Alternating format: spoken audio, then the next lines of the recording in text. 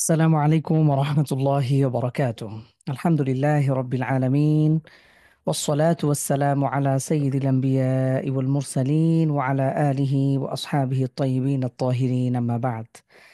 আলহামদুলিল্লাহ, যাবতীয় সকল প্রশংসা কেবল আল্লাহ সুবহানাহু ওয়া তাআলার জন্য।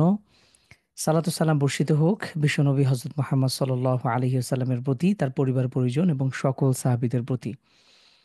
আলহামদুলিল্লাহ, প্রিয় দিনী ভাই এবং বোনেরা, আমরা রমাদানের পবিত্র দিনে আজকে বাংলাদেশে ২১ রমাদান।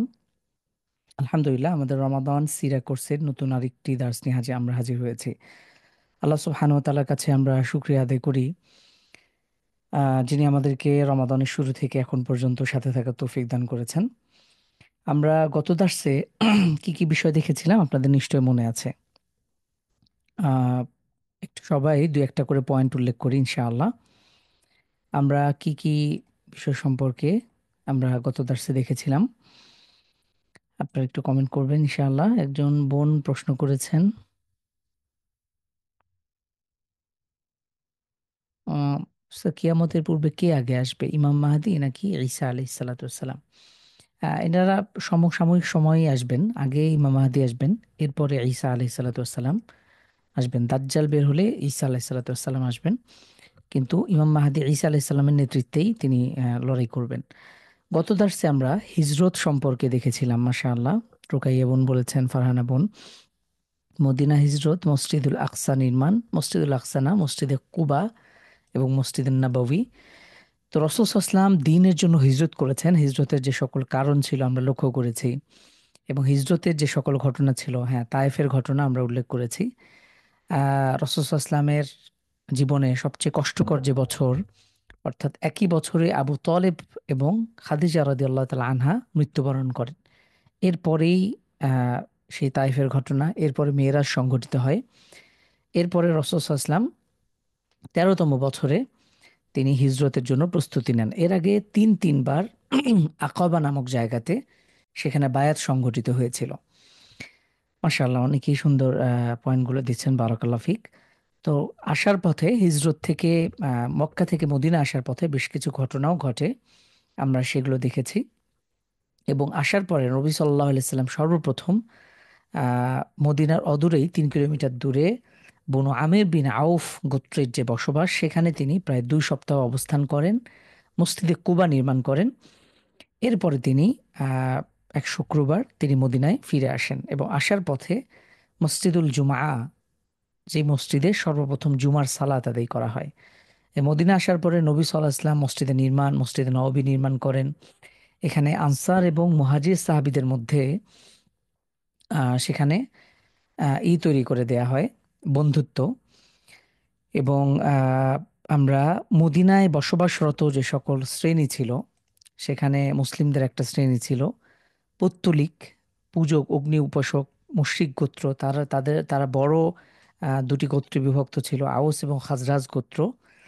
আর অন্যদিকে অভিশপ্ত ইহুদিরা, তারা তিন আহ, গোত্রে বিভক্ত ছিল, বনু কাইনুকা, বনু নাজির এবং বনু কোরাইবা। এই ছিল আমাদের গত দার্সের আমাদের মূল বিষয়। তো নবী সাল্লাল্লাহু আলাইহি সাল্লাম মদিনা আসার পরে এখানে একটি ইসলামী সমাজের বা ইসলামী রাষ্ট্রের তিনি গোড়াপত্তন ঘটান, সূচনা ঘটে। এবং এর থেকে ঠিক এই হিজরতের পরবর্তী ১০ বছর হলো ইসলামের মূল যে টার্নিং পয়েন্ট। আমরা এখানেই ইসলামের মূল চিত্রটা দেখতে পাই, পৃথিবীর দিকে দিকে ইসলামের দাওয়াত ছড়িয়ে যায়। তো আমরা এখান থেকে ইনশাল্লাহ দেখব আজকে। আমরা আজকের টপিকে দেখার চেষ্টা করব নবী সাল্লাল্লাহু আলাইহি ওয়াসাল্লামের জিহাদের অনুমতি লাভ, ঐতিহাসিক বদরের যুদ্ধ, উহুদ এবং খন্দকের যুদ্ধ। এগুলো প্রত্যেকটাই ইসলামের খুব গুরুত্বপূর্ণ এক একটা লড়াই, ইতিহাসের অন্যতম ঘটনাবহুল। এই এই লড়াইগুলো সত্য এবং মিথ্যার মাঝে যে লড়াই সংঘটিত হয়েছিল, আমরা সে বিষয়গুলো দেখার চেষ্টা করব ইনশাআল্লাহ।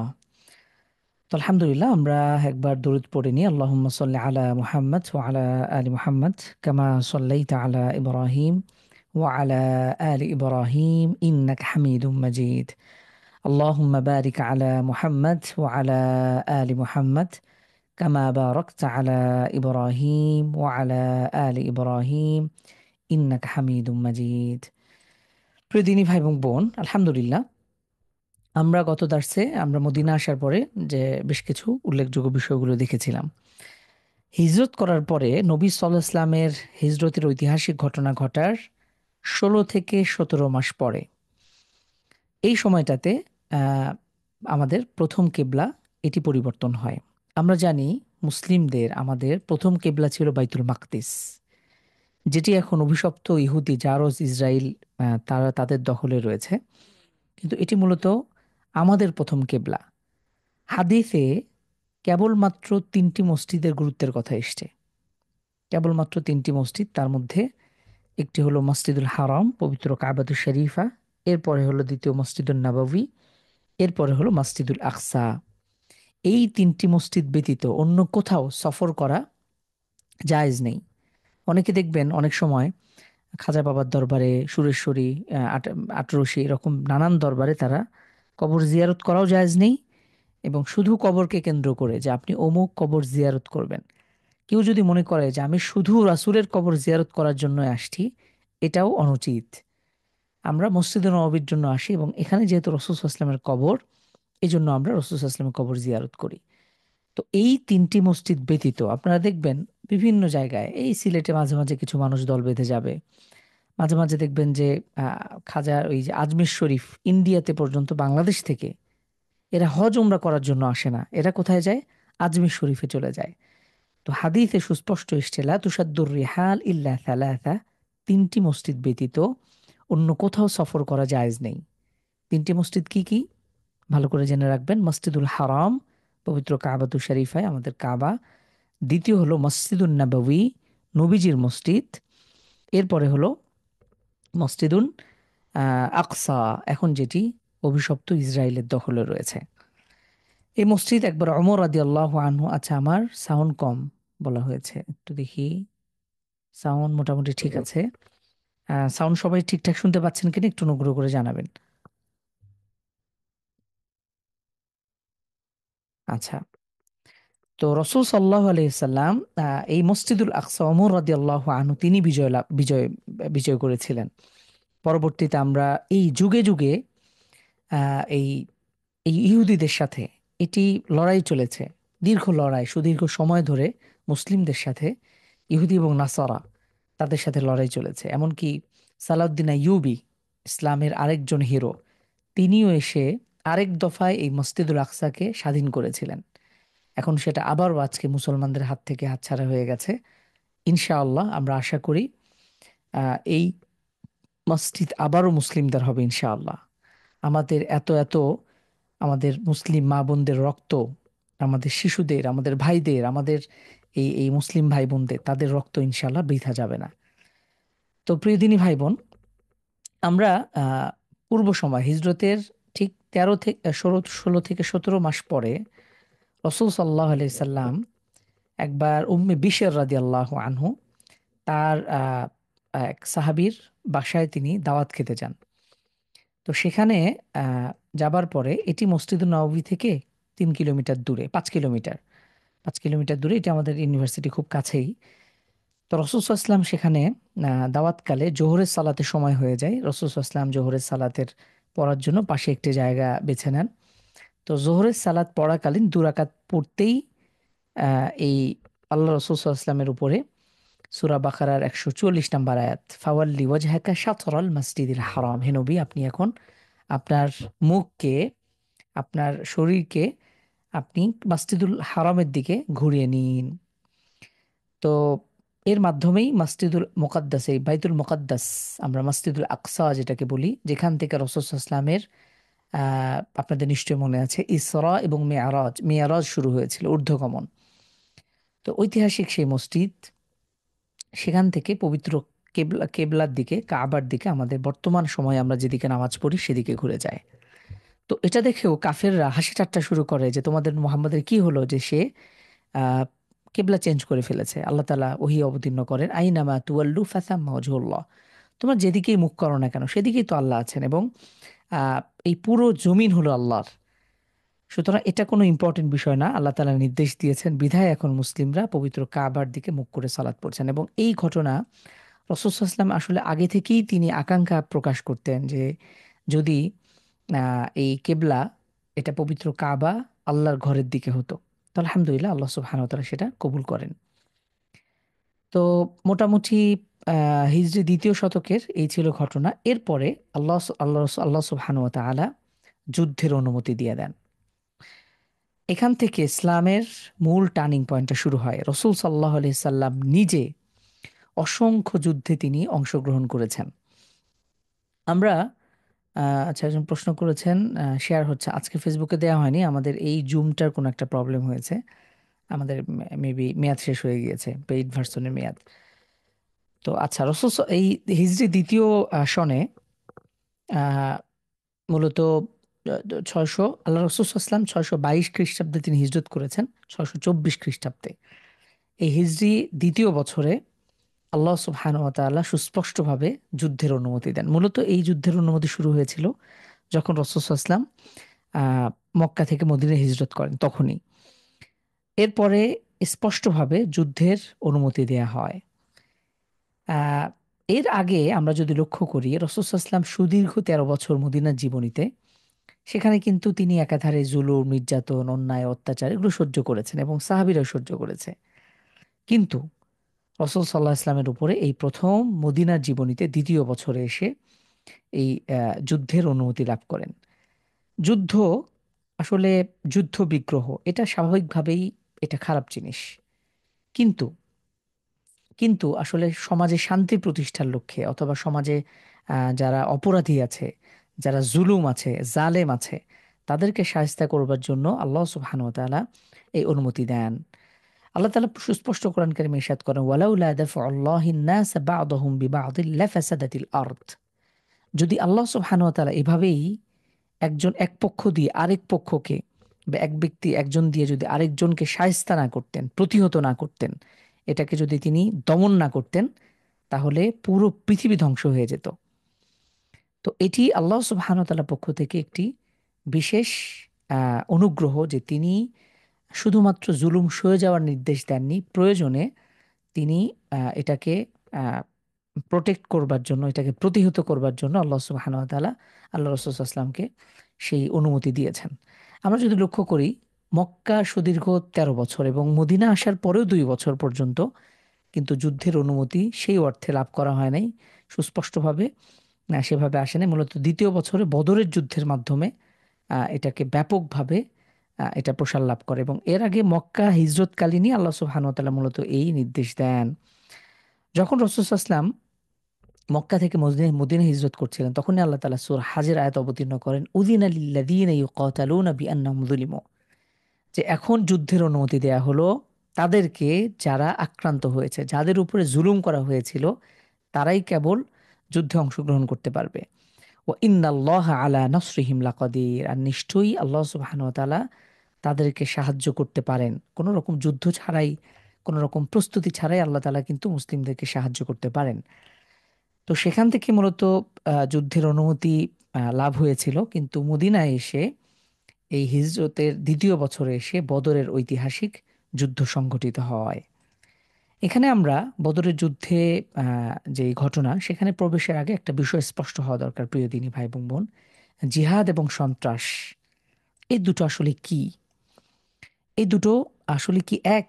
বা আমাদের পশ্চিমা মিডিয়া, আমাদের পশ্চিমা বিশ্ব জিহাদকে, এটাকে আহ, এটাকে স্বাভাবিকভাবেই তারা মৌলবাদ, তারপরে সন্ত্রাস, টেরোরিজম, এইভাবে তারা এটাকে প্রেজেন্ট করে আসছে।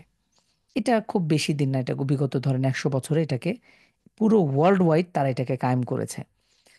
কারণ হলো, ইহুদি কুফাররা, আমরা এর আগেও বলেছি, আমাদের ইহুদি নাসারা অথবা আমাদের ইসলাম অপোজিট যত শক্তি আছে, তাদের সাথে আমাদের লড়াইটা আসলে কিসের? লড়াইটা পুরো সিস্টেমের, পুরো সিস্টেম অফ লাইফের, পুরো জীবন ব্যবস্থার। এবং তারা সবচেয়ে যে বিষয়টাকে বেশি ভয় পায়, তারা হলো এই মুসলিমদের, তারা যেন প্রতিরোধ করার সক্ষমতা হারিয়ে ফেলে। এবং যুগে যুগে মুসলিমদের সম্মান এবং মর্যাদার মূল উৎসই ছিল জিহাদ ফি সাবিলিল্লাহ। আমরা যদি সাহাবীদের জীবনের দিকে তাকাই, তাহলে দেখব যে তারা, সাহাবী রাদিয়াল্লাহু আনহুম আজমাইন, তারা দ্বীনের স্বার্থে নো কম্প্রোমাইজ মানসিকতা তারা রেখেছে। কোনো রকম বিন্দু মাত্র তারা কম্প্রোমাইজ করেন নাই। তারা আল্লাহর দ্বীনের জন্য, তারা ইসলামের জন্য, তারা তাদের জানকে উৎসর্গ করেছে, তারা তাদের সম্পদকে উৎসর্গ করেছে, তারা তাদের সব কিছুকে ত্যাগ করেছে শুধুমাত্র ইসলামের জন্য, দ্বীনের জন্য।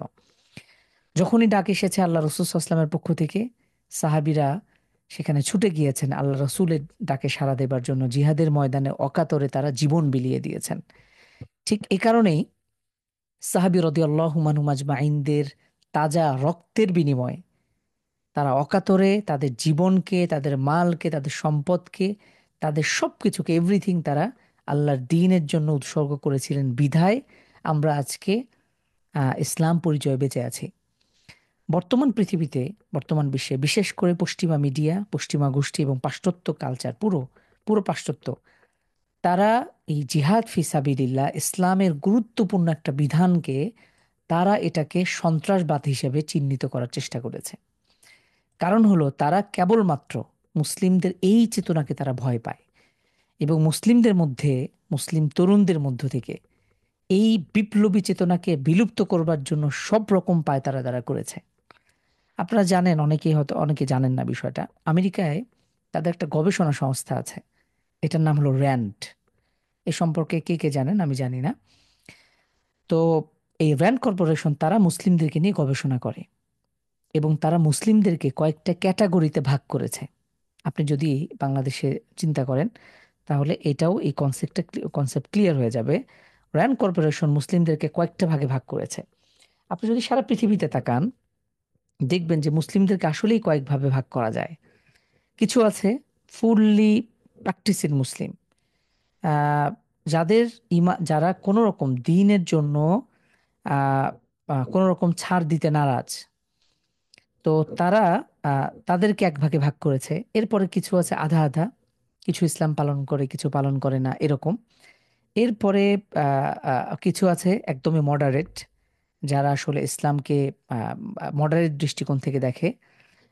তারপরে কিছু আছে একদমই নামধারী মুসলিম, যাদেরকে আসলে মুসলিমদের ইমানের কাতারে ফেলা যায় না। তো এভাবে মোট 5 ভাগে তারা ভাগ করেছে। তো প্রথম প্রকার হলো ফান্ডামেন্টালিস্ট, যারা প্রকৃত অর্থেই ইসলামকে প্র্যাকটিস করতে চায়, ইসলামের কোনো, ইমানের স্বার্থে কোনো কিছু তারা কোনো রকম ত্যাগ করতে চায় না। তো তাদেরকে কেন্দ্র করে বিশেষ করে তারা বলেছে যে প্রথম 3 প্রকার, তাদেরকে মডারেট মুসলিম হিসেবে তৈরি করবার জন্য তারা নানানভাবে চেষ্টা শুরু করেছে। বিশেষ করে তারা ফান্ডিং, মুসলিম দেশগুলোতে বিভিন্ন মতবাদের ছড়িয়ে দেওয়ার চেষ্টা করা, মিডিয়াগুলোতে কবজা করা, তারপরে যারা মুসলিম নামধারী যে সকল বুদ্ধিজীবী কলামিস্ট আছে, বাংলাদেশে ধরেন জাফর ইকবালের মতন কিছু বুদ্ধিজীবী কলামিস্ট, তো তাদের মতন ব্যক্তিদেরকে তারা ফান্ডিং দিয়ে, টাকা পয়সা দিয়ে তাদেরকে এই ইসলামের মূল যে চিন্তাধারা, এটাকে তারা চেঞ্জ করবার জন্য তারা সব রকম চেষ্টা তারা করেছে। আপনারা এই আহ, এটা আপনারা দেখবেন, এটা তাদের একটা প্রতিবেদনী 2003 সালে এটা এটা এটা পাবলিশ করে তারা। এটা আপনারা দেখবেন প্রিয় দিনী ভাই বোন, আপনারা এগুলো নিয়ে ঘাটাঘাটি করবেন। সিভিল ডেমোক্রেটিক ইসলাম, এরকম পার্টনার্স রিসোর্সেস, এরকম নামে একটা তাদের একটা গবেষণাপত্র আছে, প্রতিবেদন আছে। তো এখানে মোটা দাগে 4টি 5টি দাগে তারা ভাগ করেছে, এবং প্রথমগুলোকে তারা যত এই ফান্ডামেন্টাল যারা মুসলিম আছে, প্র্যাকটিসের মুসলিম, তাদেরকে মডারেট মুসলিম হিসেবে প্রতিষ্ঠা করবার জন্য তারা চেষ্টা চালিয়ে গেছে। তো এই জিহাদ ফি সাবিলিল্লাহ, কখনো জিহাদ এবং সন্ত্রাস এই দুটো এক নয়।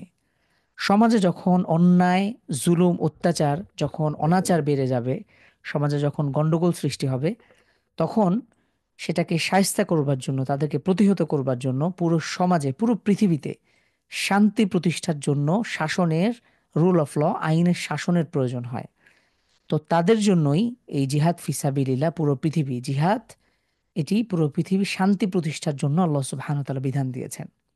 আর সেটাকে পশ্চিমা মিডিয়া ঘুরিয়ে ফিরিয়ে সন্ত্রাসবাদ হিসেবে চিহ্নিত করার চেষ্টা করেছে। আপনারা দেখবেন এই জিহাদের আলোচনা পৃথিবীতে সব আলোচনা আছে, বিশেষ করে পশ্চিমা অনেক মডারেট শায়েখদেরকে দেখবেন, তারা নামাজ, রোজা, হজ, যাকাত সব রকম ফজিলতপূর্ণ মিষ্টি মিষ্টি সব হজ করবে, সব রকম প্রোগ্রাম, তারা সব রকম হাদিস, কোরআন সব রকম আলোচনা করবে, কিন্তু ইসলামের এই গুরুত্বপূর্ণ বিধান তা আলোচনা করতে ভয় পায়। বিশেষ করে বাংলাদেশেও বিগত শাসন আমলে, ফ্যাসিস্টের আমলে, শেখ হাসিনার আমলে এগুলো নিয়ে আলোচনা করার সুযোগই নাই। বা জিহাদ শব্দ মানেই যেন সন্ত্রাসবাদ, এটা এই ন্যারেটিভটা তৈরি করতে তারা সক্ষম হয়েছিল। তো যাই হোক, এই দুটো এক নয় প্রিয় দিনী ভাই এবং বোন। যখন শরীরের মধ্যে ক্যান্সার বাঁধবে, আপনার যদি শরীরের মধ্যে কোনো একটা অংশে যদি ক্যান্সার তৈরি হয়, তখন কি করতে হয়? ধরেন আপনার আহ, কোথাও ক্যান্সার তৈরি হয়েছে, আপনার কোথাও পায়ে বা হাতে ক্যান্সার হলো, এবং আপনার পুরো শরীর ঠিক আছে, কিন্তু এই ক্যান্সার যেন পুরো শরীরে ছড়িয়ে না যায়, এই জন্য ডাক্তার পরামর্শ দিল যে এটাকে কাটতে হবে, অপারেশন করতে হবে। আপনি এখন বলছেন না, কোনোভাবেই এটা করা যাবে না, আমি এটা করতে নারাজ। তাহলে কি হবে? পুরো শরীর আপনার এটা ছড়িয়ে যাবে এবং পুরো শরীর আপনার ক্ষতিগ্রস্ত হবে। তো আপনার পুরো শরীরকে ঠিক রাখার জন্য শরীরের কোনো একটা অংশ যদি নষ্ট হয়ে যায়, পচে যায়, যদি রোগ বাসা বাঁধে, ক্যান্সারের মতন মরণ ব্যাধি যদি বা রোগ বাসা বাঁধে, তাহলে সেটার আপনাকে ট্রিটমেন্ট করা, প্রপার ট্রিটমেন্ট করা, এটা এটা অত্যন্ত জরুরি। এজন্য পুরো পৃথিবীতেও এই আইনের শাসন বাস্তবায়নের জন্য, অথবা অন্যায়, অবিচার, জুলুমকে প্রতিহত করবার জন্য আল্লাহ সুবহানাহু ওয়া তাআলা এই বিধানকে দিয়েছেন। আমরা সে ইনশাআল্লাহ আরো বিস্তারিত সামনে দেখব। তো রাসূল সাল্লাল্লাহু আলাইহি ওয়াসাল্লামের জীবনীতে আমরা যদি লক্ষ্য করি, গজওয়া এবং সারিয়া এই দুটো শব্দের সাথে কে আগে পরিচিত ছিলেন, অথবা এই শব্দ জানেন, বা সিরার কিতাব পড়তে গিয়ে আপনারা পেয়েছেন, এরকম কেউ আছেন? গজওয়া এবং সারিয়া আমরা যদি দেখি, আল্লাহ রসুল সাল্লাহ ইসলাম এই মদিনার জীবনীতে এসে এই মাত্র 10 বছর অথবা 10 বছরের কম সময়ে রসুল সাল্লাহ ইসলাম টোটাল, এখানে গজওয়া এবং সারিয়া দুটোর অর্থই এই জিহাদ ফি সাবিলিল্লাহ অর্থকে বোঝায়, বা আল্লাহর পথে লড়াইকে, যুদ্ধকে বোঝায়। তো এর মধ্যে গজওয়া হলো সে সকল কেবল যুদ্ধ যেখানে আল্লাহ রসুল সাল্লাল্লাহু আলাইহি ওয়াসাল্লাম নিজে সেনাপতির দায়িত্ব পালন করেছেন। অর্থাৎ আল্লাহ রসুল সাল্লাল্লাহু আলাইহি ওয়াসাল্লাম তিনি তো পৃথিবীর মধ্যে শ্রেষ্ঠতম একজন রাষ্ট্রনায়ক, তিনি পৃথিবীর মধ্যে শ্রেষ্ঠ একজন নেতা, তিনি শ্রেষ্ঠতম একজন ধর্মীয় গুরু, তিনি তিনি সবকিছুর মূল। তো আহ, এই যুদ্ধে রাসূল সাল্লাল্লাহু আলাইহি ওয়াসাল্লাম যে সকল যুদ্ধে নিজে অংশগ্রহণ করেছেন সেটা হলো গাজওয়া, এবং রাসূল সাল্লাল্লাহু আলাইহি ওয়াসাল্লাম যে সকল যুদ্ধে নিজে অংশগ্রহণ করেননি, অন্যকে, সাহাবীদেরকে সেনাপতির দায়িত্ব পাঠিয়ে প্রেরণ করেছেন, এটা হলো সারিয়া। তো রাসূল সাল্লাল্লাহু আলাইহি ওয়াসাল্লাম নিজে সেনাপতির দায়িত্ব পালন করেছেন এরকম লড়াই টোটাল 27টি। কতটি? মোট 27টি। যেই যুদ্ধে রাসূল সাল্লাল্লাহু আলাইহি ওয়াসাল্লাম নিজে প্রধান সেনাপতির দায়িত্ব পালন করে মুসলিম সাহাবীদের সেই সেনাবাহিনী তিনি নিজে লিড দিয়েছেন। অন্যদিকে সারিয়া হলো, তিনি কখনো নিজে যাননি, প্ল্যানিং দিয়েছেন, আল্লাহ রাসূল সাল্লাল্লাহু আলাইহি ওয়াসাল্লাম সাহাবীদেরকে সেনাপতির দায়িত্বে পাঠিয়েছেন, এরকম প্রায় 50 থেকে 60টি। তো কতগুলো যুদ্ধে রাসূল সাল্লাল্লাহু আলাইহি ওয়াসাল্লাম সারা জীবনে এই মদিনায় এসে আসার পরবর্তী 10 বছরে টোটাল 27টি গজওয়ায় নিজে সেনাপতির দায়িত্ব পালন করেছেন। আর সারিয়ার সংখ্যা প্রায় 60টি পর্যন্ত, 50 থেকে 60টির কথা বলা হয়। আলহামদুলিল্লাহ, আমরা সর্বপ্রথম ইসলামের ঐতিহাসিক বদরের যুদ্ধ আমরা এ সম্পর্কে দেখব। তো আমরা এর আগেও দেখছিলাম যে আল্লাহ সুবহানাহু ওয়া তাআলা কেন যুদ্ধের অনুমতি দিলেন। কারণ মুসলিমরা ছিল মাজলুম, এবং যারা মুসলিমদের উপরে চড়াও হয়েছিল তারা ছিল জালেম। একইভাবে আমরা দেখেছি মক্কার 13টি বছরে রাসূল সাল্লাল্লাহু আলাইহি ওয়াসাল্লাম থেকে শুরু করে সাহাবীদের উপরে কি অবর্ণনীয়, কি অমানসিক জুলুম এবং নির্যাতন চালানো হয়েছিল। মুসলিমদেরকে যে যেভাবে পেরেছে তাদের ঘর থেকে বিতাড়িত করেছে, তাদের সম্পদ লুণ্ঠন করেছে, তাদের উপর শারীরিক মানসিক জুলুম অত্যাচার করেছে, অপমান লাঞ্ছনা লাঞ্ছিত করেছে, সব রকম। শুধুমাত্র কেন? দ্বীনের কারণে, ইসলামের কারণে। অবশেষে যখন মদিনায় আসার পরে সাহাবী রাদিয়াল্লাহু আনহুম আজমাইন এবং আল্লাহ রাসূল সাল্লাল্লাহু আলাইহি ওয়াসাল্লাম তারা যখন মোটামুটিভাবে তারা নিজেদের সক্ষমতা অর্জন করেছে, তখন ইসলামের জন্য, দ্বীনের জন্য, নিজের জানমাল হেফাজতের জন্য আল্লাহ সুবহানাহু ওয়া তাআলা সেই যুদ্ধের অনুমতি দিয়েছিলেন। তো আমরা ঐতিহাসিক বদরের যুদ্ধের প্রেক্ষাপট বা ঘটনা যদি জানি, সে সময় আবু সুফিয়ান আবু সুফিয়ান এটা মূলত হিজরতের মোটামুটি 19 মাস পরে, এটা রমাদান মাস নিকটবর্তী। রমাদান, ঐতিহাসিক বদরের যুদ্ধ সংঘটিত হয়েছিল রমাদানের 17 তারিখ। এই কিছুদিন আগেই যে বদরের যুদ্ধর দিন আমরা অতিবাহিত করেছি। তো আবু সুফিয়ান তিনি, তার নেতৃত্বে একটা গোত্র, একটা কাফেলা, তারা এই শুধু সিরিয়া থেকে তারা ব্যবসায়ী উদ্দেশ্যে তাদের এই কাফেলাটি তারা মদিনার পথ ধরে যাচ্ছিল, এবং সে সময় মদিনাটা অনেক ইম্পর্টেন্ট একটা জায়গা, ব্যবসায়ী পারপাসেও এটি খুব গুরুত্বপূর্ণ একটা জায়গা। তো তারা যখন এই পথ ধরে যাচ্ছিল তখন রাসূল সাল্লাল্লাহু আলাইহি ওয়াসাল্লাম বেশ কিছু সাহাবীকে তাদের খবরাখবর সংগ্রহের জন্য দুজন সাহাবীকে তলহা রাদিয়াল্লাহু আনহু এবং সাঈদ বিন যায়েদ রাদিয়াল্লাহু আনহুকে প্রেরণ করেন। একটা জায়গায় এসে এই আহ, সেখানে এই আবু সুফিয়ান বুঝতে পারেন যে তাদের পেছনে কোনো একটা বাহিনী তারা আহ, তারা পেছনে অনুসরণ করছে, এবং এখানে এই কাফেলাতে কমপক্ষে তাদের প্রায় 50,000 স্বর্ণমুদ্রা সেখানে তাদের ছিল, এবং সেই পরিমাণ সম্পদ তাদের কাছে ছিল। এবং এখানে সেখানে তারা বেশ কিছু কয়েকজন সংঘবদ্ধ কাফেলা তারা সেখানে ছিল, মোটামুটি 30 থেকে 40 জন। তো যাই হোক, এখানে যেহেতু বিপুল পরিমাণ অর্থ সম্পদ নিয়েই তারা তারা মক্কার উদ্দেশ্যে রওনা দিয়েছিল, এবং এই সম্পদগুলো অবশেষে তারা ইসলামের বিপক্ষেই তারা খরচ করে, এবং এটা পরবর্তীতে মুসলিমদের বিপক্ষেই তারা এটাকে খরচ করত। তো এসব বিষয় বিষয় বিবেচনা করে রাসূল সাল্লাল্লাহু আলাইহি ওয়াসাল্লাম এই সাহাবীদেরকে গোয়েন্দাগিরির জন্য প্রেরণ করেন। এবং সেখান থেকে যখন খবর আসে যে এরকম একটি কাফেলা, আর প্রতিমধ্যে আবু সুফিয়ান সে বুঝতে পারে যে আহ, মদিনার কোনো বাহিনী তাদেরকে ফলো করছে, অনুসরণ করছে। মাঝখানে একটা খণ্ডযুদ্ধ হয়, নাখলার এর আগেও ঘটনা ঘটেছে। তো পরবর্তীতে আহ, মক্কায় তাদের খবর পাঠানো হয় যে মুসলিম বাহিনী কুরাইশ বাহিনীকে তারা এই বাণিজ্য কাফেলাকে হামলা চালিয়েছে, বা তাদের তাদের উপরে তারা আক্রমণ করেছে। এটা শোনার পরে আবু জেহেল তারা দ্রুত তাদের সেনাবাহিনী গঠন করে মুসলিমদের বিপক্ষে তারা প্রস্তুতি গ্রহণ করে। আর এদিকে রসুল সাল্লাহ সাল্লাম আহ, এদিকেও তিনিও প্রস্তুতি নেন। মাত্র তিনি এখানে আমভাবে সাধারণভাবে ঘোষণা দেন যে তোমাদের মধ্যে যারা আগ্রহী তারা এই যুদ্ধে বা জিহাদে অংশগ্রহণ করতে পারো। তো এটা ছিল আপনার আরো আগে 8 রমাদানের দিকে বা 10 রমাদানের দিকে রাসূল সাল্লাল্লাহু আলাইহি ওয়াসাল্লাম এই মাত্র 313 জন অথবা 14 বা 17 জনের কথা বলা হয়েছে। তো এই অল্প সংখ্যক সাহাবী নিয়ে, এর মধ্যে কিছু ছিল মুহাজির প্রায় 80-82 জনের মতন, বাকিটা ছিল আনসার, অর্থাৎ যারা হিজরত করে এসেছে তারা সহ যারা মদিনার পুরাতন অধিবাসী, এই উভয় শ্রেণীর সাহাবীরাই তারা এই যুদ্ধে অংশগ্রহণ করেছিল। তো রসুল সাল্লাহ সাল্লাম যখন জানতে পারলেন যে মোটামুটি রসুল সাল্লাম যখন রওনা দিয়ে দেন, আপনারা যারা মদিনায় এসেছেন, মদিনার ঠিক মসজিদে নববীর একটু দূরে এখানে আহ, একটি কূপ রয়েছে, মসজিদুস সুকিয়া। এখানে একটি কূপ এবং একটি মসজিদ রয়েছে। তো এই মসজিদে এসে রাসূল সাল্লাল্লাহু আলাইহি ওয়াসাল্লাম সাহাবীদেরকে ঘোষণা দিলেন যে তোমরা একটু গুনে দেখো কতজন এখানে আছে। তখন তিনি দেখলেন যে 313 জন বা কম বেশি।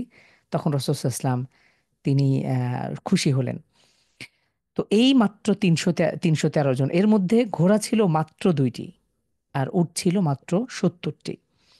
অন্যদিকে এই কুফফার বাহিনী তারা সর্বাত্মক প্রস্তুতি নিয়ে বিপুল পরিমাণ শস্ত্রে সুসজ্জিত হয়ে প্রায় 1,000 তারা বাহিনী, মোটামুটি এটা আরো বেশি, 1300 পর্যন্ত বলা হয়। তো তারা এই বিপুল পরিমাণ এই সেনাবাহিনী নিয়ে তারা আহ, চলে আসে। তো আমরা যদি দেখি ইনশাল্লাহ সামনে বদর যুদ্ধের যে ঐতিহাসিক ঘটনা, বদর মূলত এটি মদিনা থেকে মোটামুটি 150 কিলোমিটার বা আরো বেশি, এত দূরে এই অঞ্চলে, সেখানে এই দুই বাহিনীর মধ্যে লড়াই আরম্ভ হয়। এবং সেখানে রাসূল সাল্লাল্লাহু আলাইহি ওয়াসাল্লাম যখন বদরে যান, সেখানে একটি মসজিদ রয়েছে, মসজিদে আরিস। সেখানে গিয়ে রাসূল সাল্লাল্লাহু আলাইহি ওয়াসাল্লাম তার তাঁবু স্থাপন করেন। এবং আমরা যদি দেখি বদর যুদ্ধের তার আগের যে প্রস্তুতি, রাসূল সাল্লাল্লাহু আলাইহি ওয়াসাল্লাম এই সৈন্যদেরকে তিনি শ্রেণীবিন্যাস করে দেন, সবাইকে ভাগ করে দেন। এবং সেই সময় প্রথমেই মুসলমানরা যে জায়গাটা বেছে নিয়েছিলেন সেটা মূলত তুলনামূলকভাবে একটু অনুপযোগী জায়গা ছিল, এবং অন্যদিকে কাফেররা যে জায়গাটাতে ছিল সেটা অনেকটা বেশি উপযোগী ছিল। কিন্তু রাত্রিবেলাতেই আহ, বৃষ্টি হয়, এবং এই বৃষ্টির ফলে দেখা যায় যে মুসলিমদের যে জায়গাটা ছিল এটা অনেকটা এটা এটা বেশ চমৎকার চলাচলের জন্য উপযুক্ত হয়ে যায়। আর অন্যদিকে এই কুফফারদের যে জায়গা ছিল সেটা অনেকটা কর্দমাক্ত, কাদামাখা হয়ে যায়, এবং এর এর কারণে তাদের কষ্ট হতে থাকে। তো রাসূল সাল্লাল্লাহু আলাইহি ওয়াসাল্লাম এই যুদ্ধে, প্রিয় দিনী ভাই বোন, এটার যুদ্ধের ঘটনা অনেক লম্বা। আমরা যদি শুধু বদরের যুদ্ধের শিক্ষা বা বদরের যুদ্ধের যদি আমরা বিষয়গুলো যদি সামনে রাখি, তাহলে দেখব যে কি বিপুল পরিমাণ সংখ্যার বিরুদ্ধে মাত্র 313 জন, যাদের তেমন কোনো প্রস্তুতি নাই, একদম অনেকটা ভাতশূন্য, এরকম রিক্ত হস্ত, এরকম একটি বাহিনীকে আল্লাহ সুবহানাহু ওয়া তাআলা কিভাবে বিজয় দান করেছিলেন। তো যাই হোক, আল্লাহ রাসূল সাল্লাল্লাহু আলাইহি ওয়াসাল্লাম এই যুদ্ধে যুদ্ধের পূর্ব মুহূর্তে রাসূল সাল্লাল্লাহু আলাইহি ওয়াসাল্লাম কঠিনভাবে দোয়া করছিলেন, এবং সেই দোয়ায় তিনি হু হু করে কাঁদছিলেন, আল্লাহ তার কাছে দোয়া করছেন, হে আল্লাহ, এখানে অল্প সংখ্যক মাত্র সাহাবীরা আছে, যদি আপনি এই সাহাবী যদি ধ্বংস হয়ে যায়, তাহলে পুরো দিন ইসলাম ধ্বংস হয়ে যেতে পারে। আল্লাহ রাসূল সাল্লাল্লাহু আলাইহি ওয়াসাল্লাম তখন এত কাতর স্বরে আল্লাহর কাছে দোয়া করছিলেন, তার শরীর থেকে কাপড় পড়ে যাচ্ছিল, সাহাবী বর্ণনা করেন। তো রাসূল সাল্লাল্লাহু আলাইহি ওয়াসাল্লাম এই বদরের যুদ্ধে অবশেষে, আমরা যদি বদরের যুদ্ধে উল্লেখযোগ্য দিকগুলো দেখি, যে রাসূল সাল্লাল্লাহু আলাইহি ওয়াসাল্লাম এখানে যে কৌশলগত দিক, এটা আসলে অনন্য। তিনি তো ইতপূর্বে অন্য কোনো যুদ্ধে অংশগ্রহণ করেননি, কিন্তু তিনি তার জীবনের প্রথম এই সেনাপতির দায়িত্বে বা ইসলামের প্রথম লড়াই, সত্য এবং মিথ্যার লড়াই, এই লড়াইয়ে তিনি তার যে কৌশল এবং তার যে সামরিক পদ্ধতি, এটি অনন্য ছিল। এবং আল্লাহ সুবহানাহু ওয়া তাআলার কাছে তিনি দোয়া করেছেন। আহ, এরপর যোদ্ধাদের উৎসাহ, এবং তিনি বারবার উৎসাহ দিয়েছেন। সাহাবীদের জানমালে উৎসর্গ বিরল দৃষ্টান্ত কীরকম আমরা এখানে দেখি, যে নিজের আত্মীয়ের বিরুদ্ধে, নিজের আহ, যারা একদম নিকট আত্মীয় তাদের বিপক্ষে সাহাবীরা অস্ত্র তুলে নিয়েছিল এবং বিন্দুমাত্র পরোয়া করে নাই। এখানেই আল ওয়ালা ওয়াল বারাআর উজ্জ্বল দৃষ্টান্ত। এরপরে আমরা যদি দেখি যুদ্ধবন্দীদের প্রতি আচরণ, রাসূল সাল্লাল্লাহু আলাইহি ওয়াসাল্লামের যুদ্ধবন্দীদের প্রতি কি আচরণ ছিল, এখানে আসলে আহ, এটা অনেক লম্বা হাদিস, এবং এই বদর যুদ্ধের যেই ঘটনা, এবং এই বদরের যুদ্ধে সরাসরি ফেরেশতা মানে তারা অবতরণ করেছিল। আল্লাহ তাআলা ইরশাদ করেন, ইসতাস্তাগীথুনা রাব্বাকুম ফাস্তাজাবা লাকুম, যখন তোমরা তোমাদের রবের কাছে দোয়া করেছিলে, তখন আল্লাহ তোমাদের দোয়া কবুল করেছিলেন। আন্নী মুমিদ্দুকুম বিআলফিম মিনাল মালাইকাতি মুরদিফিন, আর আমি 1000 ফেরেশতা দিয়ে তোমাদেরকে সাহায্য সহযোগিতা করেছিলাম। তো আহ, এই ছিল বদর যুদ্ধের ঘটনা, এবং সেখানে কুফফারদের কুফফারদের 70 জন তারা নিহত হয়, এবং এই বদরের যুদ্ধে মুসলিমদের পক্ষে মাত্র খুব অল্প সংখ্যক মাত্র 14 জন সাহাবী তারা শহীদ হন।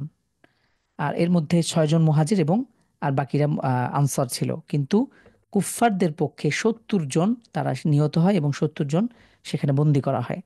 এবং এখানেই রাসূল সাল্লাল্লাহু আলাইহি ওয়াসাল্লাম বলেছিলেন, আমরা এর আগে কিন্তু ঘটনা দেখে এসেছি, যদি আমাকে মুতঈম ইবনে আদি, জুবাইর ইবনে মুতঈম, সে যদি আমাকে করতো, ওই যদি আমাকে, সে যদি সুপারিশ করতো, তাহলে আমি এই বন্দীদেরকেও মুক্ত করে দিতাম।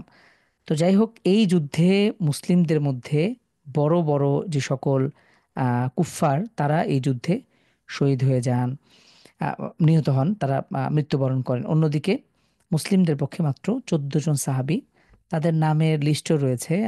আপনারা যারা এসেছেন অথবা আগামীতে আসবেন, ইনশাল্লাহ দেখবেন বদরের প্রান্তরে যাবার পরে সেখানে সে সকল সাহাবীদের একটি চার্ট দেওয়া আছে। এবং এখানে আমরা দুজন বালকের ঘটনা জানি, যে এই দুজন বালক, মাআদ এবং মুআজ, এই দুজন সাহাবী, তাদের বয়স মাত্র কত ছিল, সাবালক হয়েছে, মাত্র 14-15 বছর বয়স। তারা যুদ্ধের ময়দানে ছুটে এসে তারা আব্দুর রহমান ইবনে আউফ রাদিয়াল্লাহু আনহুকে বলল, হে চাচা, আপনি কি জানেন যে আবু আবু জেহেল কে? তখন রাসূল সাল্লাল্লাহু আলাইহি ওয়াসাল্লাম, তখন তিনি বললেন, যে তিনি দূর থেকে দেখিয়ে দিলেন যে ওই যে আবু জেহেল যুদ্ধ করছে। তখন রাসূল সাল্লাল্লাহু আলাইহি তখন এই দুজন সাহাবী তারা তীর বেগে সেখানে ছুটে যান, এবং সেখানে যাওয়ার পরে তারা সরাসরি তাকে হত্যা করে। এবং আমরা যদি সেই যুদ্ধের সেই ঘটনাগুলো দেখি, যে কোনো একজন ভাই, এই দুজনের মধ্যে মাআদ এবং মুআদের মধ্যে একজন ভাই, তার হাতে আঘাত লেগেছে, সে ডান হাতে আঘাত হানার পরে সে বাম হাতে সে তরবারি নিয়ে যুদ্ধ করছিল, এবং সে যখন বাম হাতে লেগেছে তখন সে মুখে মুখে নিয়ে, এবং তার এক হাত যখন আহত হয়, তখন সে অন্য পায়ে পাড়া দিয়ে বা সেটাকে ফেলে, সে এক হাত সেটাকে, মানে তার হাত যখন আহত হয়েছিল, এই হাতটা ঝুলে ঝুলে সে লড়াই করছিল, এটা তাকে কষ্ট দিচ্ছিল।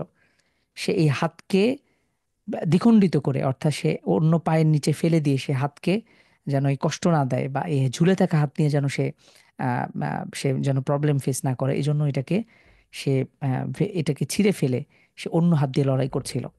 একইভাবে তাকে অন্য হাত যখন তাকে কেটে দেওয়া হয়, তখন সে সর্বাত্মকভাবে মুখ দিয়ে হলেও সে লড়াই চালিয়ে যাচ্ছিল। এই দুজন ভাই এই জিহাদের ময়দানে এই বদরের যুদ্ধে তারা মৃত্যুবরণ করে। এবং আহ, আরো বেশ কিছু ঘটনা। তো আমরা মোটামুটি বদরের যুদ্ধের ঐতিহাসিক বিষয়গুলো দেখলাম। এবং এই ঘটনাটি ছিল, বদরের যুদ্ধের ঘটনা ছিল মুসলিমদের জন্য বা ইসলামের জন্য অন্যতম মাইল ফলক। এই জিহাদে, এই লড়াইয়ের মাধ্যমেই ইসলামের যেই আহ, চিত্র ছিল এটি সম্পূর্ণ, এটি এটি চেঞ্জ হয়ে যায়। এবং কুফফাররা ইসলাম মুসলিমদের সম্পর্কে তারা অনুভব করে যে এখন আর ঠিক আগের মতো চাইলেই মুসলিমদের উপরে জুলুম অত্যাচার তারা করবে, এই সুযোগ আসলে নাই। তো প্রিয় দিনী ভাই এবং বোন, আমরা বদরের যুদ্ধের যে শিক্ষা, বদরের যুদ্ধের যেই উল্লেখযোগ্য দিক রয়েছে, এটি আসলে আমাদের জন্য সব সময় কিয়ামত পর্যন্ত আমাদের জন্য অনুপ্রেরণার। আমরা যদি দেখি যে আল্লাহ সুবহানাহু ওয়া তাআলা এই অল্প পরিমাণ সংখ্যা দিয়ে আসলে ইসলামের বিজয় আসে না। এই গুটি কয়েক মুসলিমদের এই এই বলা যায় যে 1,000 অস্ত্রে শস্ত্রে সুসজ্জিত তাদের বাহিনীর এই ব্যাপক এই বিশাল বাহিনীর বিপক্ষে অল্প সংখ্যক সাহাবীদের আল্লাহ সুবহানাহু ওয়া তাআলা কিভাবে বিজয় দান করেছিলেন। এবং কিয়ামত পর্যন্ত আপনারা দেখুন, এখানে অন্যায়ের বিরুদ্ধে, জুলুমের বিরুদ্ধে যে লড়াই ছিল, এটি আসলে ইতিহাসে বিরল। এবং সাহাবী রাদিয়াল্লাহু আনহুম আজমাইন আহ, তারা যে কোরবানি করেছিল, এটি আসলে ইতিহাসে উজ্জ্বল হয়ে থাকবে। তো যাই হোক, মদিনায় বিজয়ের খবর পৌঁছে গেল এবং সবার মধ্যে আনন্দের বিরাজ করছে যে আলহামদুলিল্লাহ মুসলিমরা বিজয় লাভ করেছে। এবং এখানে মুসলিমরা আহ, মোটামুটি ব্যাপকভাবে তারা গনিমত লাভ করেছিল। এবং এখানে যুদ্ধবন্দীদের ক্ষেত্রে যেটা হয়েছিল, রাসূল সাল্লাল্লাহু আলাইহি ওয়াসাল্লাম যাদেরকে এই যাদেরকে বন্দী করেছিলেন ৭০ জন, তাদেরকে বিভিন্নভাবে, তাদেরকে বিভিন্ন চুক্তিতে তাদেরকে ছেড়ে দেওয়া হয়। আহ, তো যাই হোক, রাসূল সাল্লাল্লাহু আলাইহি সাল্লাম এইখানে তিনি যেই উম, পরিচয় দেন, তিনি যে একজন দক্ষ সেনাপতি, তিনি যে একজন জিহাদের ময়দানেও তিনি যে একজন শুধু ধর্মীয় গুরুই নন, তিনি সব অঙ্গনে সব ক্ষেত্রেই যে তিনি একজন অনন্য, এটা আসলে প্রমাণ হয়। তো এখানে আরো অনেক ছোট ছোট অনেক ঘটনা ছিল, আমরা সেদিকে যাচ্ছি না। এরপরে দ্বিতীয় হিজরিতে সিয়াম ফরজ হয়।